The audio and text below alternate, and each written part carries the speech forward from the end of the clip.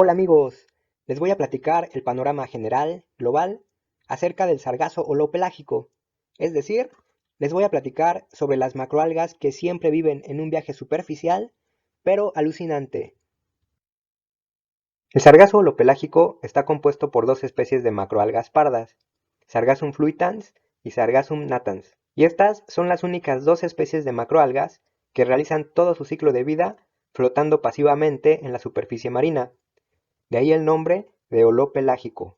El ciclo de vida de estas especies es sencillo, pues siempre flotan y únicamente se reproducen por fragmentación, es decir, cuando una rama se rompe y se separa del racimo principal, ésta no muere, sino que puede continuar creciendo hasta formar otro racimo. El sargazo produce oxígeno al realizar la fotosíntesis, pero se diferencia de las plantas mayores al no tener una clara diferenciación de sus tejidos, es decir, no tiene raíces, tallos ni hojas verdaderas. En su lugar, tienen talos, láminas y vesículas llenas de aire que le permiten flotar. Pero a nivel de tejido, estas estructuras no están bien diferenciadas entre sí. De aquí en adelante solo diré sargazo, pero me estaré refiriendo al sargazo holopelágico.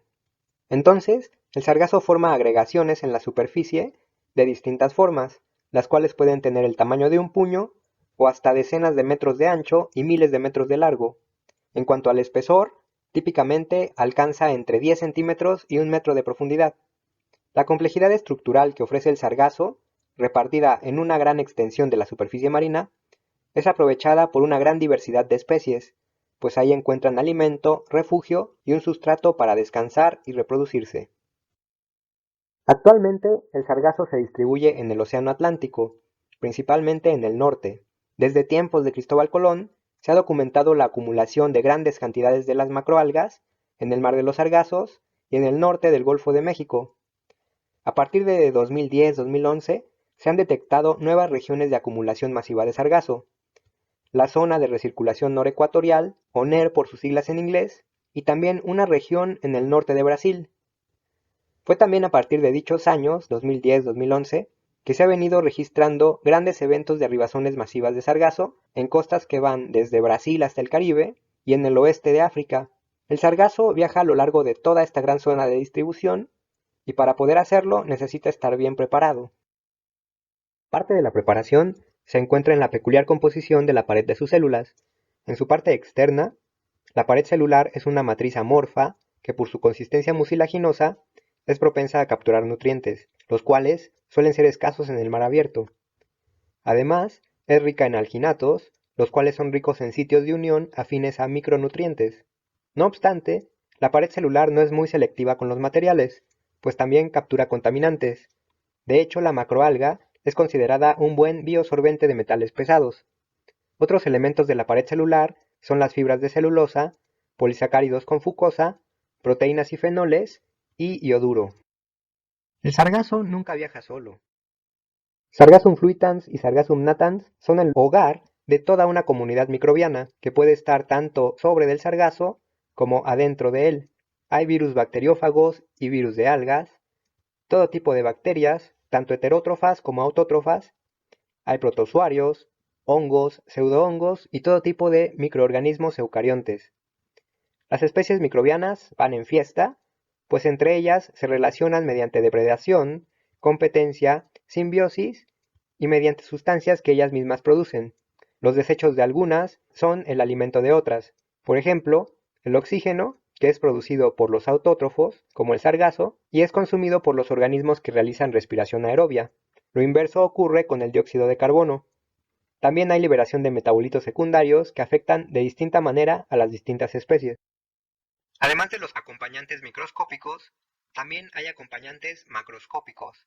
Entre ellos se encuentran varias especies endémicas del sargazo, como lo es el cangrejo nadador del sargazo, Fortunus salii, y el pez sargazo istrio. También hay muchas especies migratorias que hacen escala en el sargazo. Entre ellas hay un montón de peces, incluidos anguilas, atunes, tiburones y marlines. También hay tortugas, ballenas y aves marinas.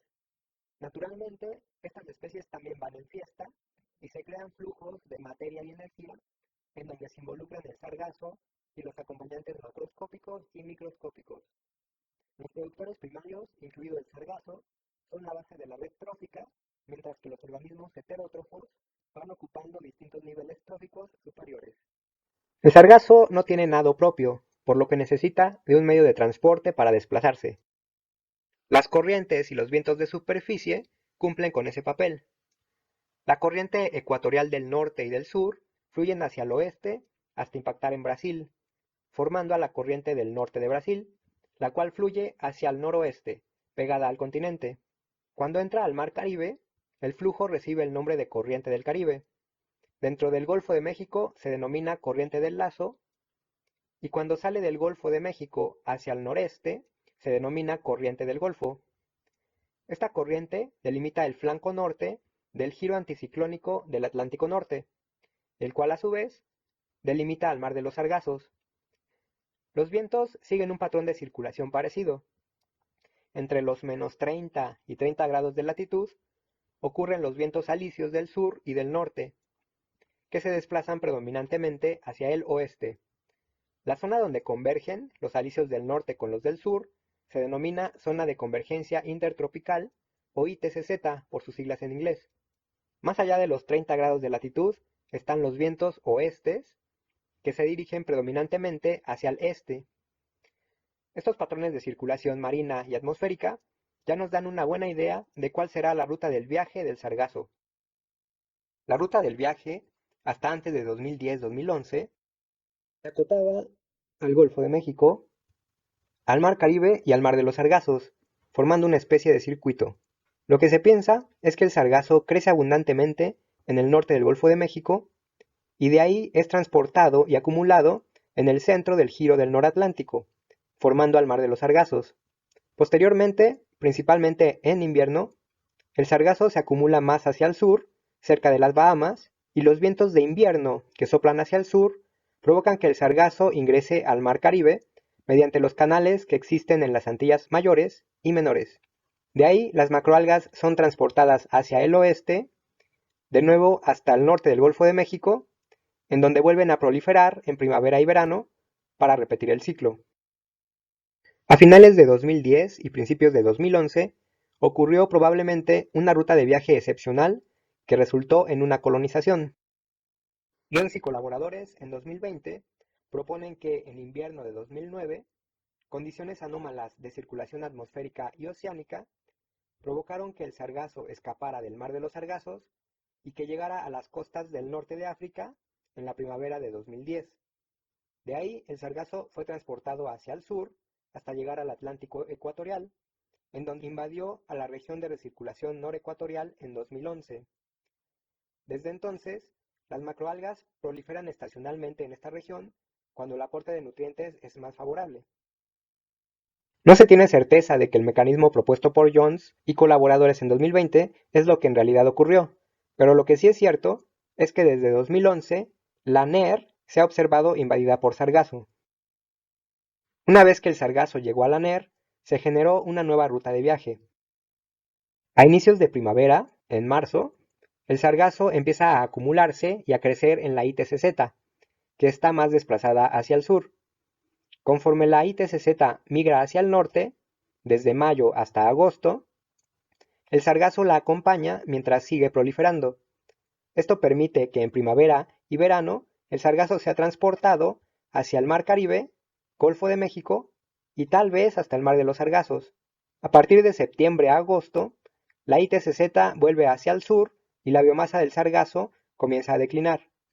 Sin embargo, queda lo suficiente para que al siguiente año vuelva a proliferar el sargazo en primavera y se repita el ciclo. ¿Qué comen el sargazo y sus acompañantes durante el viaje? El fitoplancton requiere de ciertos elementos que son esenciales para la vida. Hay elementos, los macronutrientes, que se requieren en grandes cantidades, pues constituyen la mayoría de la biomasa. Entre ellos están el carbono, hidrógeno, oxígeno, nitrógeno y fósforo, el famoso CHONP. Hay otros elementos, los micronutrientes, que se requieren en muy pequeñas cantidades, pero sin ellos no podrían vivir. Ejemplos son el manganeso y el hierro, que forman parte de los fotosistemas. Muchos micronutrientes son metales pesados que en cantidades elevadas se vuelven tóxicos para la vida. Entonces, dependiendo de la concentración, lo que comen puede nutrirlos o intoxicarlos. Nuestros viajeros tienen que hacerse de todos estos elementos para construir biomoléculas, pero tienen que estar en una forma que ellos puedan asimilar.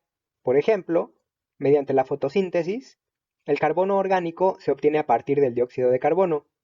El nitrógeno viene de compuestos como el nitrato o el amonio, y el fósforo orgánico se obtiene a partir de fosfatos.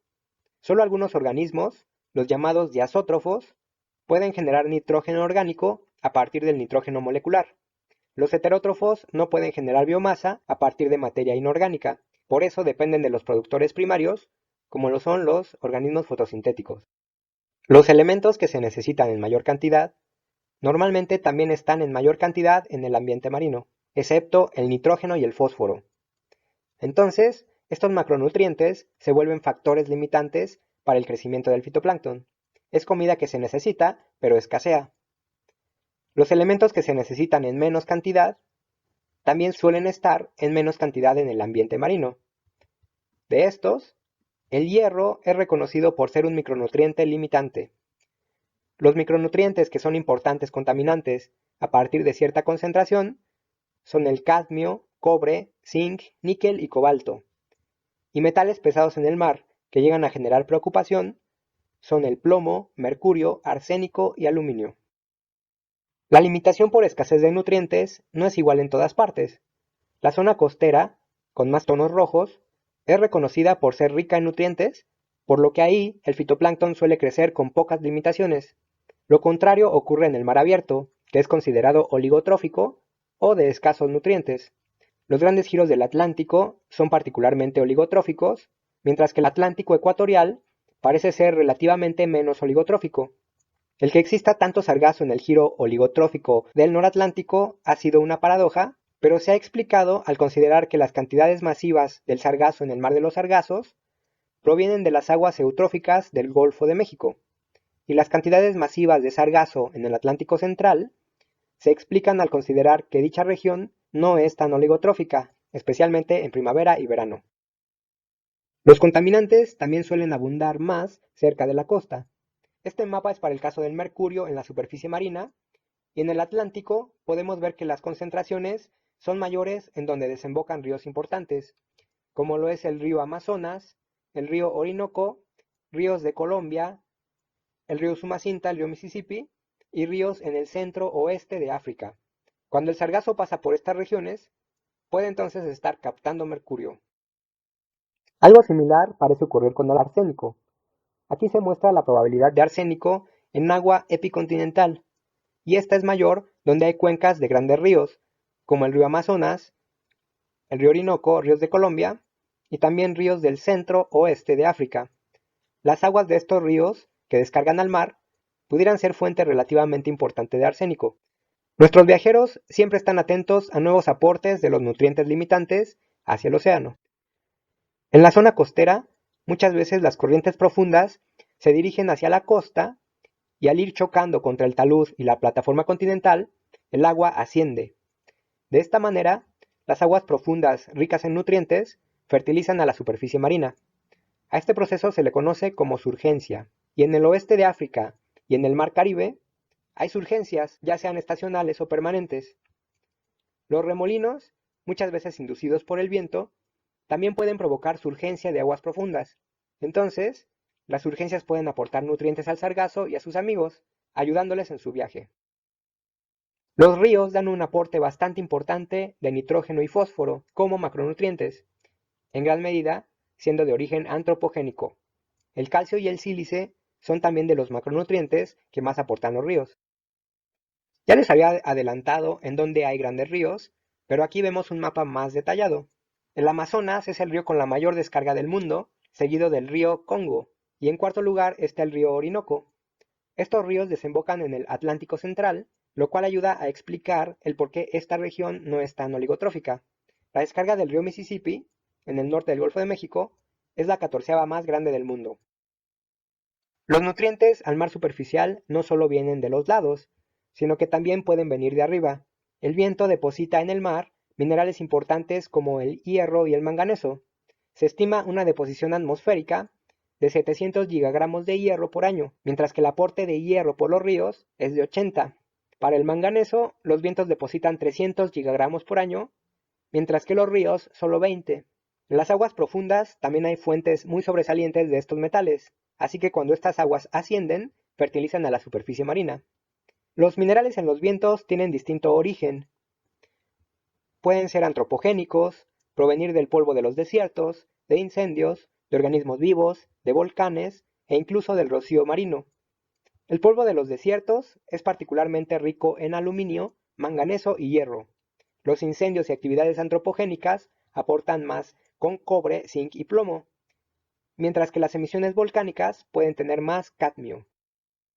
Aquí vemos que en el Atlántico Norte, principalmente hacia el Ecuador y hacia África, se encuentra una de las regiones marinas con mayor deposición de polvo en el mundo. Esto también concuerda con el hecho de que el Atlántico ecuatorial sea menos oligotrófico que los grandes giros.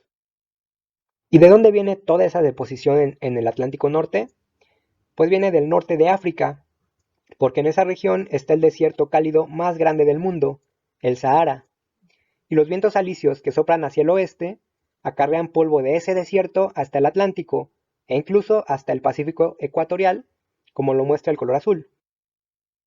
Aquí vemos la probabilidad de deposición de ceniza volcánica sobre el mar, y en el Atlántico, la región del Caribe y del noroeste de África presentan alta probabilidad. Desde 2011, cuando el sargazo ya invadía el Atlántico central, han ocurrido al menos 3 erupciones importantes en la región. En las Antillas Menores hay un volcán submarino bastante activo, Kikem-Yeni, cuyo pico llega a una profundidad aproximada de 170 metros. Le Soufriere es otro volcán en las Antillas Menores, este sí está emergido y también presentó una erupción bastante importante. Pico do Fogo, un tercer volcán que hizo erupción, está en el archipiélago de Cabo Verde, al oeste de África. Se ha documentado que las erupciones volcánicas pueden producir proliferaciones de fitoplancton de gran escala por el aporte de hierro, pero el efecto de estas erupciones en el sargazo aún no ha sido estudiado. El viaje del sargazo no está carente de aventuras extremas. En el Atlántico Central, y sobre todo en el Mar de los Sargazos, suelen ocurrir tormentas tropicales y huracanes. Además, también hay tormentas invernales en el Mar de los Sargazos. Los vientos intensos, por un lado, pueden hundir al sargazo, pero por otro lado pueden provocar el surgimiento de nutrientes del fondo del océano hacia la superficie, resultando benéfico para el sargazo. Incluso Sánchez Rubio y colaboradores, en 2017, reportaron una mayor abundancia de sargazo cuando hay mayor ocurrencia de huracanes y de vientos intensos. Aún faltan estudios por hacerse, lo cierto es que con todo y tormentas y huracanes, el sargazo ha persistido a lo largo de muchos años. Los sargazos y sus amigos van dejando destrozos en su recorrido, más que nada en la zona costera. Cuando el sargazo encalla masivamente en las playas, impacta a las especies que ahí viven, por ejemplo, bloqueando el paso de tortugas que quieran anidar, o el paso de las tortuguitas recién eclosionadas que ya se dirigen hacia el mar. Luego el sargazo se descompone y se liberan lixiviados que pueden contener los contaminantes que el sargazo acumuló a lo largo de su camino. Esto daña no solo al entorno natural, sino también a aspectos humanos como el turismo, la economía e incluso a la salud humana. Esto último porque la descomposición del sargazo produce ácido sulfídrico, que es un gas irritante, y porque los lixiviados pueden contaminar el suelo y a los acuíferos que se usan para consumo humano de agua. La afectación no solo se da en la playa emergida, sino también en la columna de agua.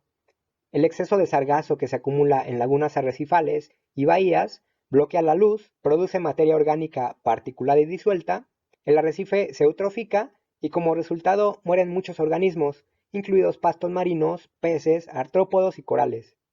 El segundo sistema arrecifal de coral más grande del mundo, el sistema arrecifal mesoamericano, está en el Caribe noroeste y está siendo amenazado por las libaciones masivas de sargazo. También se ha hablado de que el sargazo puede ser particularmente propenso de llevar bacterias patógenas del género Vibrio, lo cual pudiera ser un riesgo sanitario, tanto para el hombre como para otras especies costeras. El sargazo no solo hace mal.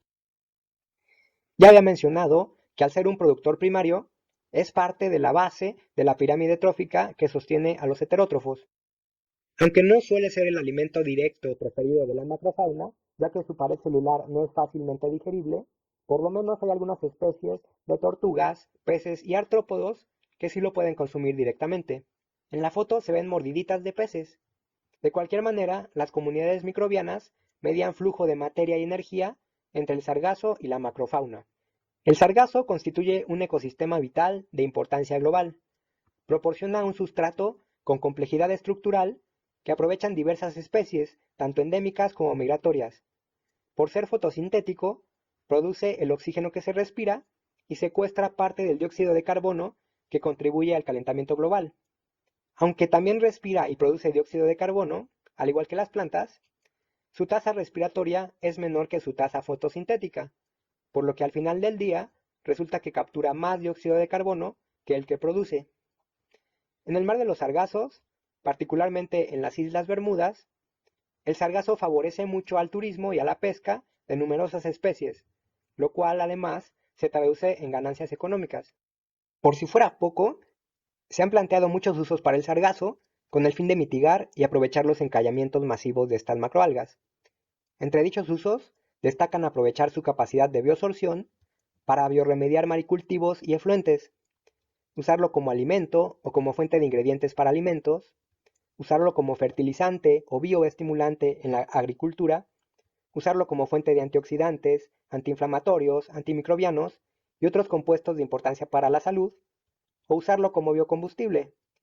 Aunque hay varios campos para los cuales el sargazo tiene aplicación, aún no se ha podido utilizarlo a gran escala. Hace falta investigación sobre las drogas o fármacos que se pueden obtener del sargazo, y el proceso de purificación de dichas sustancias suele ser un cuello de botella. Para poder mitigar el problema de arribazones masivas de sargazo mediante su aprovechamiento, aún falta conocimiento, coordinación y financiamiento.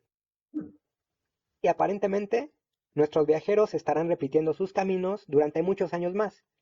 Espero que les haya gustado, que hayan aprendido y nos vemos hasta el próximo video.